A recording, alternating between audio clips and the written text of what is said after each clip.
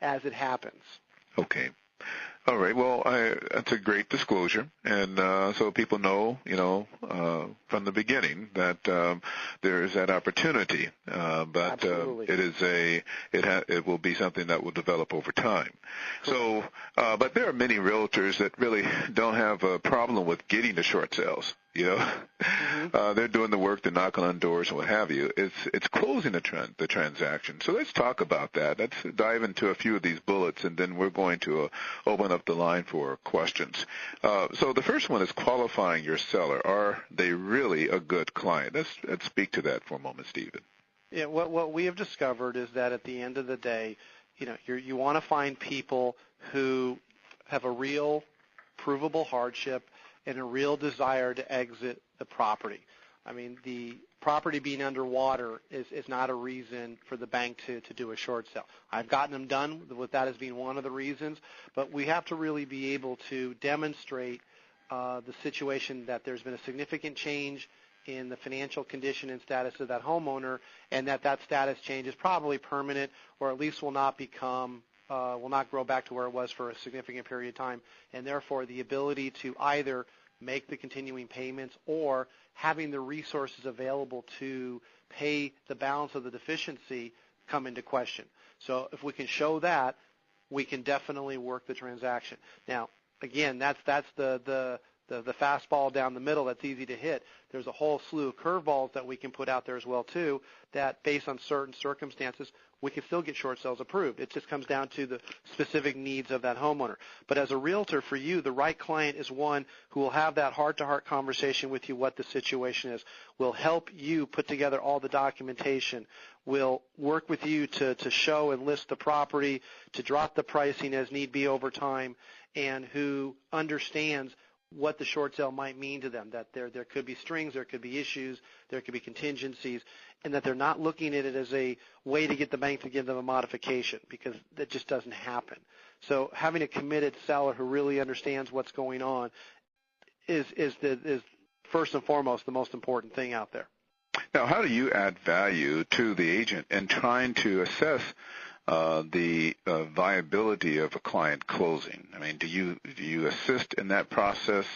And do you also help or assist in collecting the documentation, or is that all on the agent? Does the agent need to just bring you everything and then you start, or can you assist in working directly with the client? At this point in time, what we do is that, if agents have questions on specific transactions, we're happy to have those discussions with them here in the corporate office. We'll give them guidance and support. When it comes to working the transaction, we provide them with a short sale package that they take to the listing along with their listing agreement and whatever addendums and disclosures are required by their broker and their board, so that everything is concise, it's all in one place, it's all updated. They collect that information from the homeowner, because really that's a test of the homeowner commitment, how quickly they get the documentation together for the realtor. And then we work with the realtor to get the documentation in our system, and we have a number of our title company partners that will help with the upload. The attorneys sometimes do it. Our help desk can help do it. But a lot of our agents, as they put together the information, it's such an easy process. They do it themselves or their assistant does it. And a lot of our big broker relationships, they have a person in-house who manages the paperwork back and forth on the system for the agents in the office. But we do ask that agent to get this information from the seller. It is their client. We are being retained by the seller and the realtor to do the work, but we do want that interaction between the realtor and the client.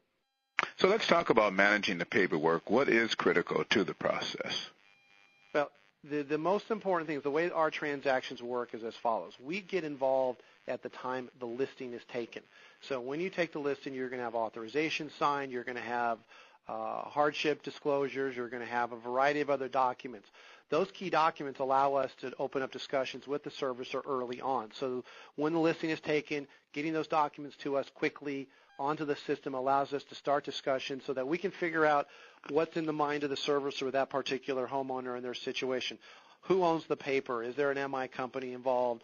Are there impediments to an approval? Do they qualify for half? If so, can we submit to them the half eligibility forms? All these things will help us better understand the transaction and mitigate a lot of the problems that come up. once all the documentation's in the system, the tax returns, the financial statement, the pay stubs, all the initial beginning stuff, now we can engage the title company to do a lien search, to look at the title, tell us if everything that we've been told is accurate by the seller. We do a fairly extensive questionnaire for the seller to complete that really goes into depth when they bought the house, what's going on in their life, the type of loans they took out, whether FHA, are they conventional, who holds it, are they making their payments, taxes, insurance.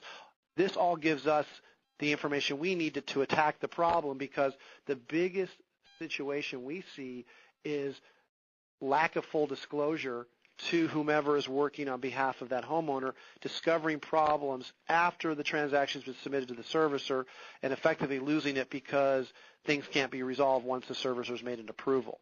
So that information is really critical. So you talk about specific documents, really being able to the hardship letter being well written, being clear and concise. We give guidelines for doing that.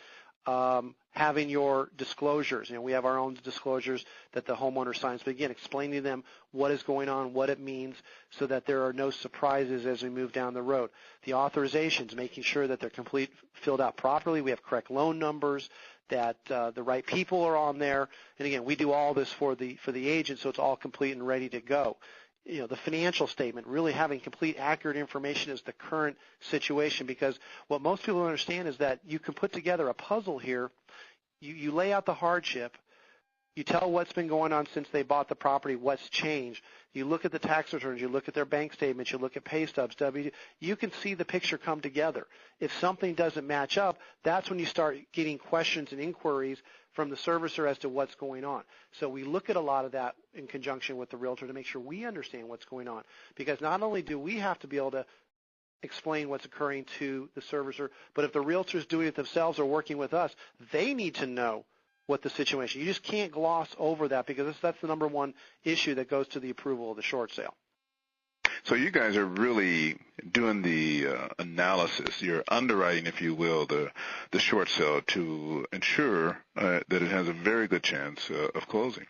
Well, we're looking closely. I mean, we don't go in and, look at every specific and look at all the numbers, but we do look at what has been told to us. We kind of see trends. We look for a pattern.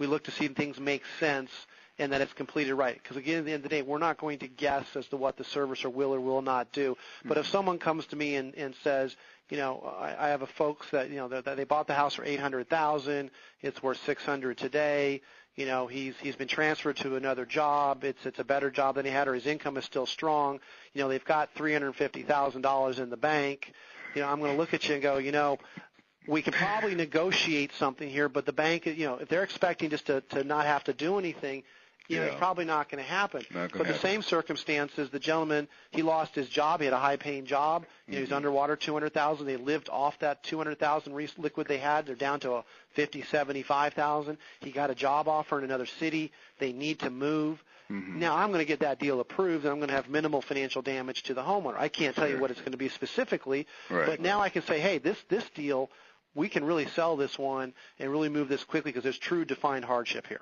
Right. No, I understand. So let's talk about the price discovery and finding the right buyer.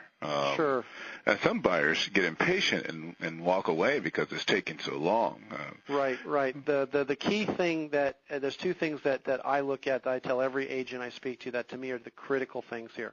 When you take that listing, the most important thing you're going to do with that homeowner initially is you're going to say, all right, on that, again, we use that $500,000 house as example that's worth $300,000, and they've got $500,000 in debt on it.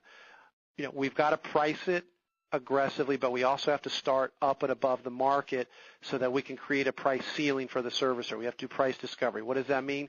That means if you have that $300,000 house and there's comps from $250,000 to $350,000, you're probably going to start 10, 12% above the sale price that you think the house will sell at, assuming or understanding where that homeowner might be in the foreclosure process. Well, why would I do that? The house is going to sit. No one's going to talk to me. No one's going to look at it. It's a waste of time. Well, it really isn't, because let's say you put it out at $325,000 and you drop it $10,000 at the start of week 3. You drop another $10,000 start of week 6. You get a buyer. You start showing the property. You get a contract come in at $295,000. By week 8. Well, what have you done? Because I'm going to submit that to the servicer with the marketing report. they're going to do a BPO. And let's say, again, this property's in Riverside, and they pull some agent out of Huntington Beach to come up and do the BPO. And they come back and say the house is worth $360. Right. All right. I go back to Mr. Server and say, okay, guys, all right, you see, you're countering us because you have a BPO in that 350, 360 range. Well, let me ask you a question. Look at the marketing report. Where do we start the property at? We started at 330. It was on the market for 3 weeks, sometimes shorter, sometimes longer. Here's the activity. No phone calls, no open houses, no showings. Here's a lockbox report. We dropped it to 320. A little bit of activity, dropped it to 310, a little more activity, dropped to 300. Now all of a sudden we've got the market really getting excited about this property. What have I done? I've just given that servicer the ammunition to defeat that BPO.